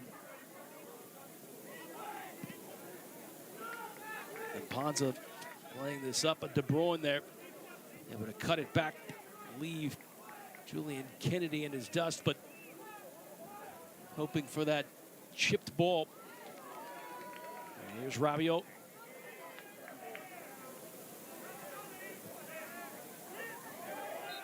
Oh, that's just reckless. Now you try the bear down. I give you that, but you're just spinning and hoping, and you slam right into Flax. He's allowed to have that space, but call the foul on Flax. Quick set piece. Quick restart. Here's a shot, and floated well high and right of the goal. Will go down as a shot though by O'Sullivan. O'Sullivan, a transfer from Penn State Harrisburg. Glad to see his nose is okay.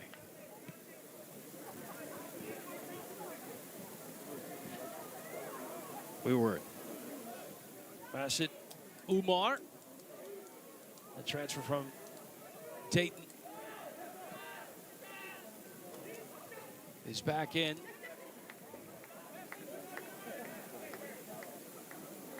Mancia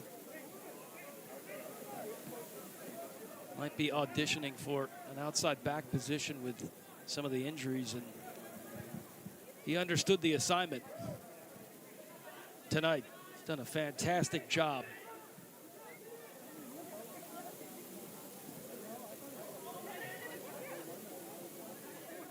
Umar. Loves to have the ball. And you can tell, very comfortable, just like Perez. Alan Ponce has gotten involved. Here's Borso.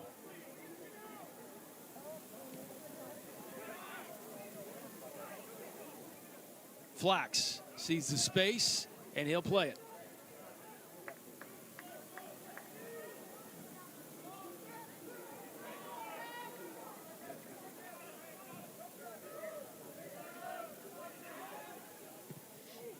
Why not? And Ponce takes a long three-pointer, right? Shot from way outside, not near the target. But was a lot of that space. It does have a foot, just not on display there.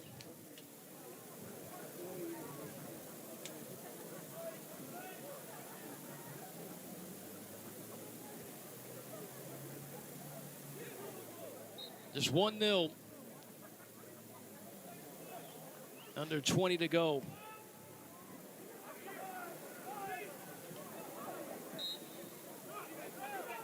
A match that has been dominated by the old Gold and Black, but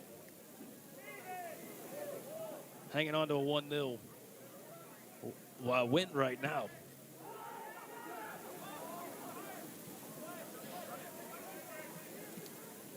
Radford starting to see more of the ball in the attacking half and third, though.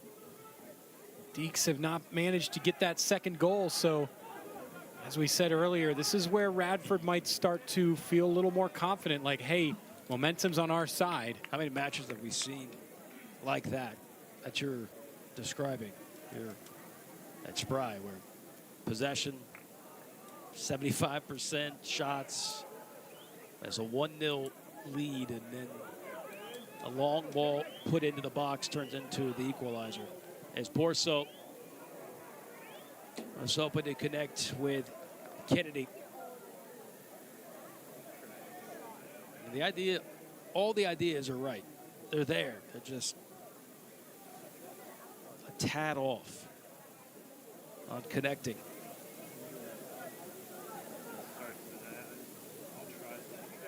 And the more and more they play together, that will, of course, figure itself out. It's a brilliant turn, though, by Maldonado.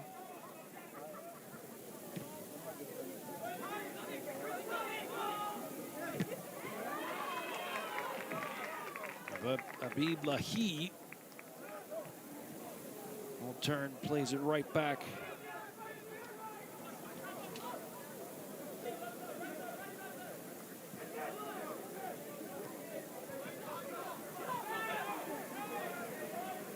Clendon, and then now De Bruyne. Oh, that is very late. Luckily, Omar was not hurt. Unfortunately for Radford, there's no call. Yep, ref played advantage. It's the right call there. Absolutely. Setting up again. Under 16 and a half to go. 23 shots, 1 goal. That goal was in the first half by Ryan Bilal, assisted by Nicky Mancia.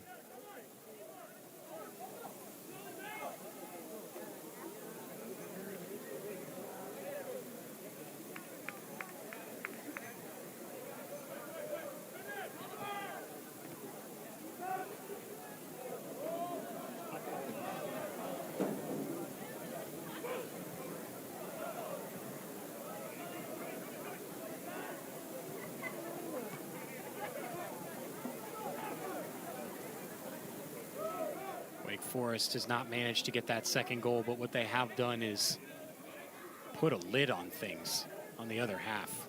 Largely with possession, but also defensively. Really, really quality defensive performance today.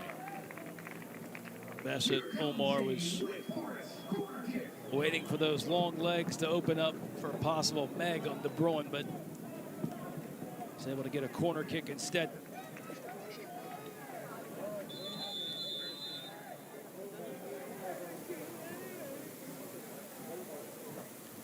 Eighth corner now. And coming into this match, 18 on the whole. They have 8 tonight. Taking the corner for week number 12, Jose Perez. They got to find somebody to get on the other end of it. No short option, they'll just flight it. Kennedy will watch this one roll. It'll be a throw-in for the Demon Deacons. A couple of those corners have been a little bit overhit. Saw one earlier in this half where everyone charges near post and then the corner ends up far top corner of the 6-yard box. That one just looked like it was a little overhit as well. Got to hit your spots.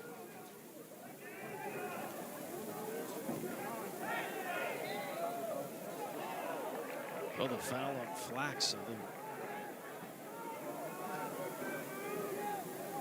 I think he's not agreeing with that call. Radford, I want a quick restart. 14 and some change remaining. Just a 1-0 lead for WakeForest. But multiple trips into their final third.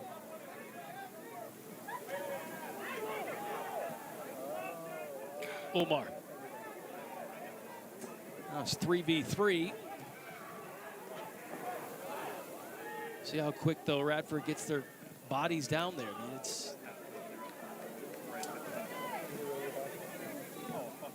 they know if they don't get back, they're going to have to run hills or run suicides.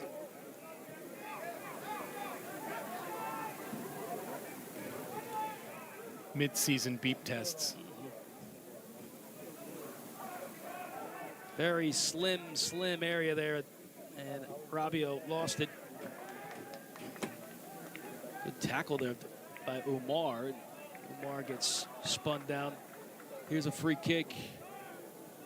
And rather than playing it forward, they play it back.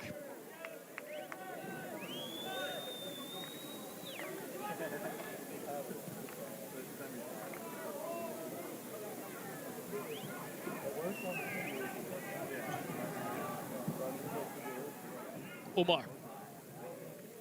Kennedy did touch it for a second and spins the defender. Habib Lahi down and gets the foul called on Kennedy.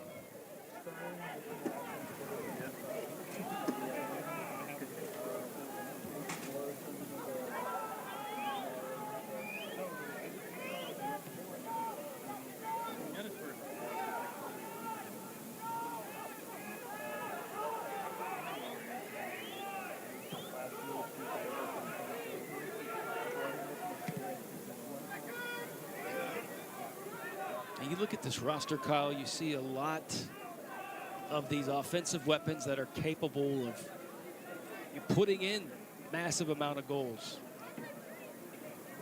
And you can understand how frustrating it gets that here we are, under 12 minutes to go, you only have 1 goal to show for it. Yeah, for sure. I think the biggest question for this Deacon roster is they've got to find an answer at the number 9 position. Nobody really has tightened their grip, so to speak, on the starting spot at the striker position. Maybe Robbie Kidd. I mean, you see the numbers, though, Kyle. I mean, Robbie, he's left alone right outside of the 18. He's got to dribble between three or four guys. Yeah.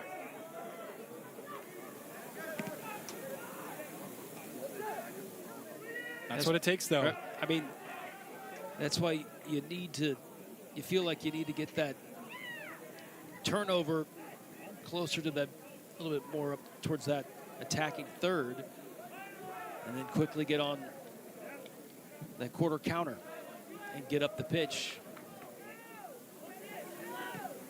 Or again, as I said before, that sink is not clogged.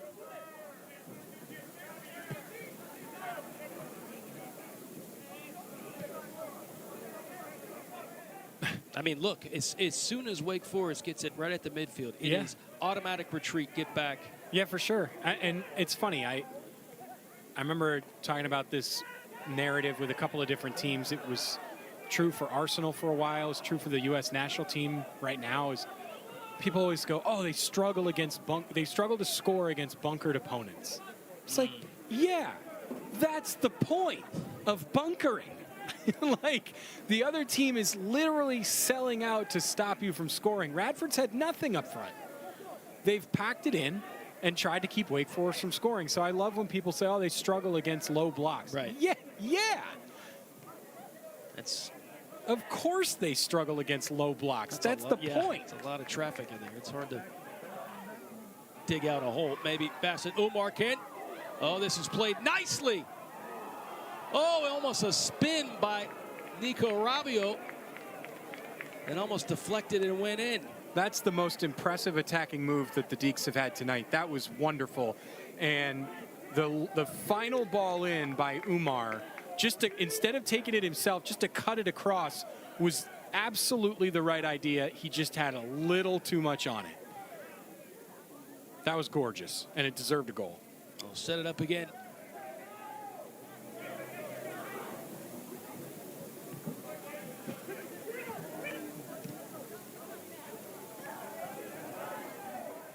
Borso laid that one out. Enough room for that slide tackle. Just under 9 minutes. Although now we'll have some subs coming in for both squads. We'll tell you who they are. Looks like Fessler's going to return. Look at that cutback to Borso. Right there. That's a gorgeous ball and great vision to see that. Just hit it a little too hard right there. That is a beautifully threaded ball. I think he's going for Julian Kennedy, but it's awesome to see it connect even so at the far post there. Just didn't get the finish. He definitely teed it up, sold it like it's going to be a shot, and then used it as a pass. And it's still a little overhit, but that kind of had the defense off kilter for a minute. Stuff like that creative movement. Bilal, who's the only goal scorer in this contest, has returned, number 14. And you want to say, Ty, you want to look at that and go, hey, it'll come, right? Like these guys will get used to playing with each other. They'll figure out how hard they need to hit the ball to latch on to different teammates. Problem is, you're a quarter of the way through the season. It's got to happen now.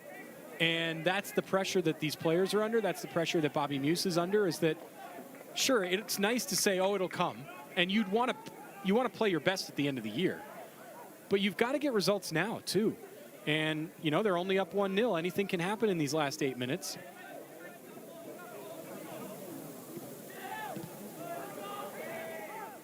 Well played. Borso to Fessler, Fessler to Flax. And now poaching and scanning as Wake Forest working to get into that final third. Jeffrey White coming up clutch, splitting the defense. And yes, he does deserve an applause for that. How about the split-second decision-making? Jeffrey White had every opportunity to go down. Both defenders stuck a leg in late there. He could have absolutely gone down and won a foul, but you know what he did? I think I saw an intentional look down at where he was, realized he was just about a foot outside the penalty area and said, I'd rather keep the ball and keep going. Clipped and claimed. A little bit too close to net. And the way Eydelman has played, that's a walk in the park.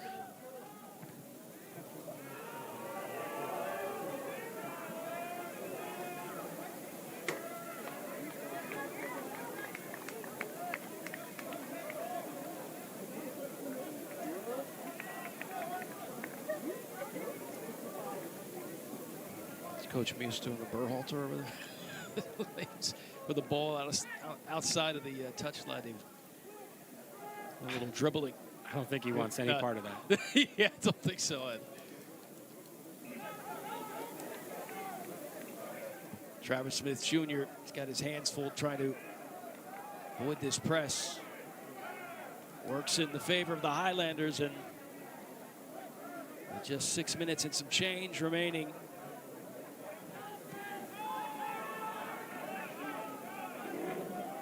You wonder if Radford will get that extra adrenaline rush for this final 5 minutes and come up with a dangerous ball. And of course, that's the last thing the Wake Forest fans in Wake Forest themselves would want.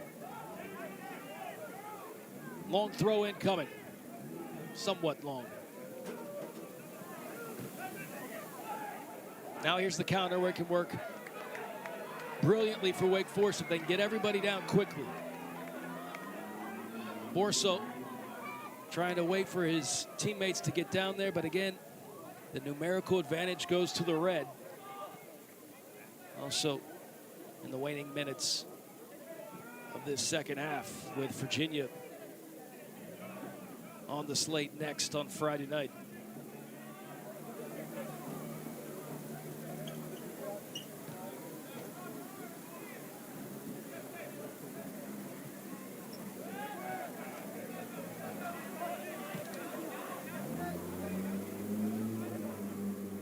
Good run by Nicky Mancy. It's hanging back and then exploding down that touchline. Here's Borso in the middle.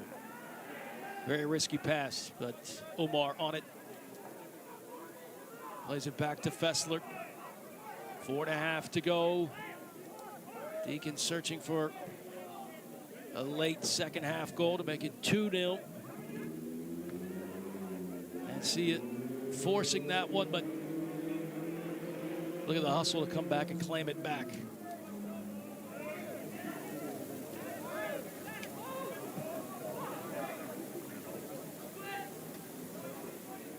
"25 shots for the Demon Deacons tonight.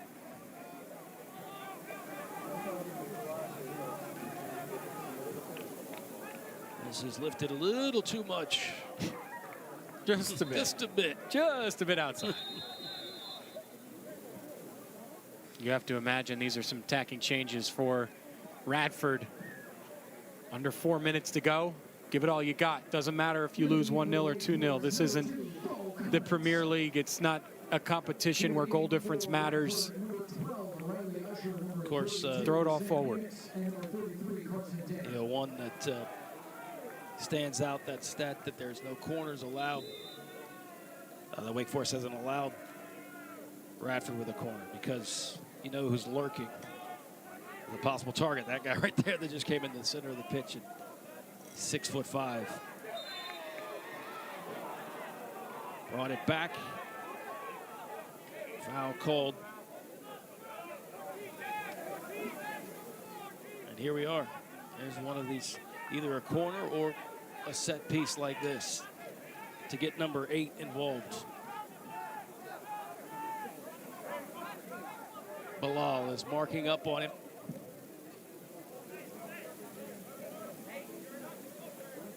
Radford trying to spoil. He's guaranteed 3 points for Wake Forest. Just 3 shots for the Highlanders. But here's a set piece that can work wonders for them if they get a lucky ball. Not quite cleared out. Mancia will go down, and he got hit hard. But Mancia sacrificed his whole body just to get that ball out of that final third. Yeah, that's the kind of fight Bobby Muse wants to see, is his players leaving it all on the field. Check on him anyway, but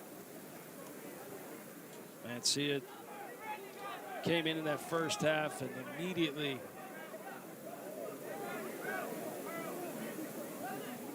really proved that he was kind of difference maker, not only just stepping up, but distributing the ball too. And this is, ouch. Took a hip bone to the back. And that's one. It's one of those where you're waiting for that to clatter off you, right? You're just going in, wait for that wave to hit you. You know it's going to hurt, but you got to put yourself out there. You're the only one. And see it. Probably will.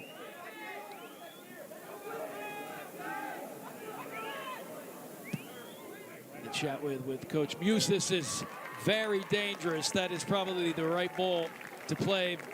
But of course, Trace Alphen knows way too much about college soccer, and he reads it well. Came out, snatched it.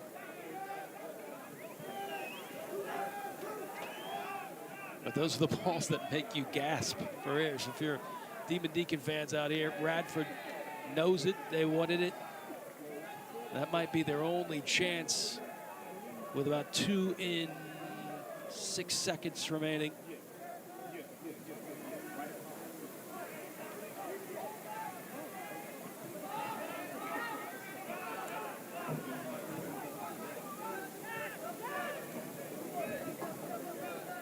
Radford pressing very high. Yep. They know they just have a few ticks on the clock to win the ball back. And will that in turn open it up for the Deacons to do something on offense? Slid over. Here's Flax. Flax on the ground. And off 2 hops with some speed, but collected quickly by Eydelman.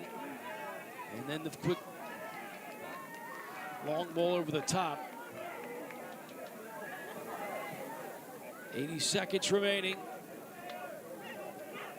in this Big South ACC tilt on a Monday night. The only Monday night match on the schedule for the Demon Deacons this season.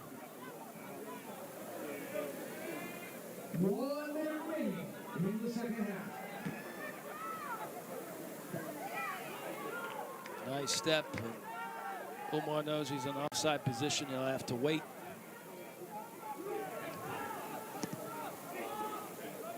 Radford, they just have to play the long ball now.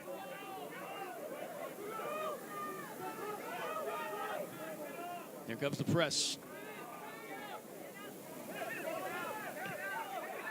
Oh, what a brilliant display of skill. I'm going to say it was out of bounds.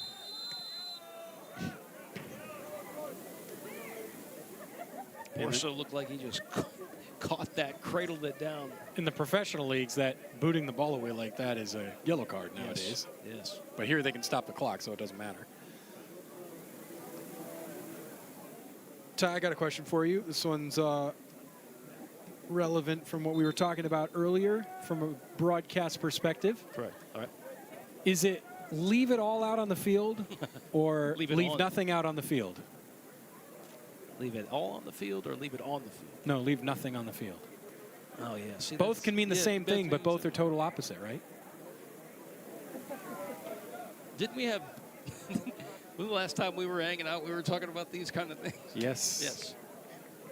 That's what broadcasters talk right there. Not hanging out. Not paid to say this, but the Football Cliches podcast, yes. for those who are soccer fans, is a gold mine of Yeah, it was. silly conversations like that, especially for us on the air.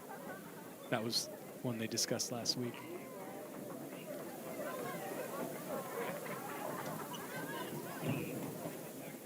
Yes, I would probably lean, and I think the control folks in the booth as well, leave it all out on the field.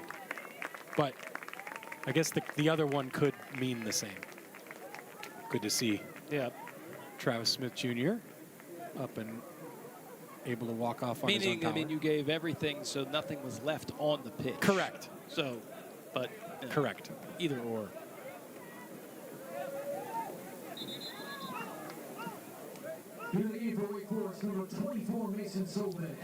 Deeks can ill afford another injury at the back. Yeah, I think Travis Smith Jr. is going to be okay. Looks all right. Gets a hand from the folks on the bench.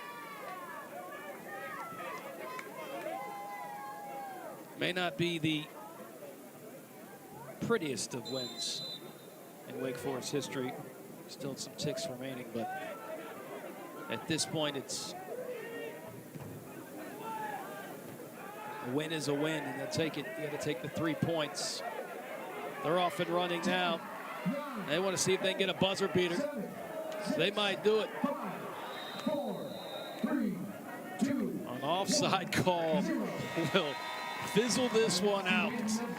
But the Deacons, a first half goal, late first half goal by the freshman Ryan Bilal from Baltimore, Maryland in the 43rd minute was enough to bring Wake Forest the 3 points back in the win column. Kyle, I guess same thing we've seen, but what's your thoughts? Yeah, the first half was all about chance creation. They pummeled the Radford goal until they found the breakthrough in the 43rd minute. The second half was all about control. Bobby Muse and his side knew we've got the lead. As long as we don't concede, we'll be okay. We'll continue to create chances. We'll see if we can get that second goal. It never came, but they controlled the match from start to finish. It's a really quality performance. I don't think there are too many negatives here. Obviously, you want to have more end product, but overall, this team played very well, and I think at this point in the season, when you need a result, win's a win. 26 shots, 11 on frame, 1 very important goal. That was all that was needed for the Demon Deacons to get back in the win column. They got Virginia coming up on Friday. So for Kyle Bond and my A+ team, I'm Ty Collins. Good night from Surprise.